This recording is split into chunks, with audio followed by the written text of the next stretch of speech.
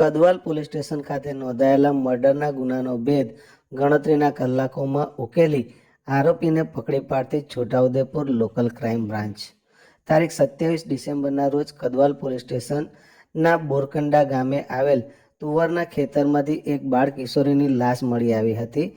મરણ જનારની જે લાશ હતી તે બાબતે પોલીસે તપાસ હાથ ધરી હતી, જેમાં આ લાશ છોટાઉદેપુર જિલ્લાના કદવાલ તાલુકાની હોવાનું જણાઈ આવેલ. આ બાબતે કદવાલ પોલીસ સ્ટેશનમાં ગુન્હો નોંધાયો હતો. આ ગુના બાબતે છોટાઉદેપુર એલસીબી પોલીસ દ્વારા તપાસ હાથ ધરવામાં આવી હતી. છોટાઉદેપુર એલસીબી પોલીસે આ અંગેની તપાસ હાથ ધરી હતી, જેમાં આ ગુનામાં સંડોવાયેલા આરોપી અંગે હ્યુમન સોર્સિસ અને ટેકનિકલ સર્વેલન્સની મદદથી પોલીસે અલગ અલગ ટીમો બનાવી ગુનેગારને ઝડપી કાઢ્યો હતો.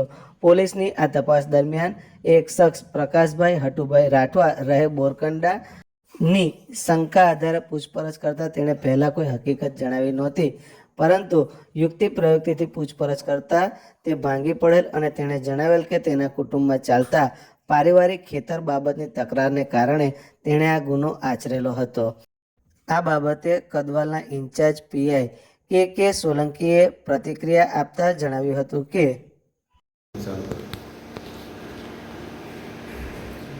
ગઈકાલ તારીખ 27/12/2025ના રોજ કદવાલ પોસ્ટ વિસ્તારના બોરકંડા ગામમાં આવેલ હોડી ફળિયામાં રહેતા વિક્રમભાઈ સતરસિંહભાઈ રાઠવા નામની સગીરભાઈની દીકરી ઉંમર વર્ષ 13ની પોતાના ઘરમાં એકલી હતી. તે દરમિયાન કોઈ અજાણ્યા ઈસમે કોઈ કારણસર કોઈ હથિયારો વડે આ દીકરીને ગળાના ભાગે ઈજા પહોંચાડી તેનું મોત નિપજાવેલ અને તેની લાશ ઘરની બાજુમાં આવેલ ખેતરમાં તુવેરના ખેતરમાં મૂકી લાશને મૂકીને ફરાર થઈ ગયેલ. જે બાબતે કદવાલ પોલીસ સ્ટેશનમાં મરણ જનારના પિતા વિક્રમભાઈ સતરસિંહભાઈ રાઠવાનાએ ફરિયાદ આપતા ભારતીય ન્યાય સંહિતા 2023ની કલમ 103(1) 238 મુજબનો ગુનો રજીસ્ટર કરવામાં આવેલ હતો. આ ગુનાની ગંભીરતાને ધ્યાનમાં રાખી મહેરબાન પોલીસ મહાનિરીક્ષક શ્રી સંદીપસિંહ સાહેબ તેમજ પોલીસ અધિક્ષક શ્રી ઇમ્તિયાઝ શેખ સાહેબ નાઓએ એલસીબી શાખા તથા કદવાલ પોલીસ સ્ટેશનના પોલીસ અધિકારી તથા માણસોને ગુનો ડિટેક્ટ કરવા સંબંધે જરૂરી સૂચનાઓ આપેલ તેમજ જરૂરી માર્ગદર્શન આપેલ. જે અન્વયે પોલીસની અલગ અલગ ટીમો આ ગુનો ડિટેક્ટ કરવા અંગે કામે લાગેલી.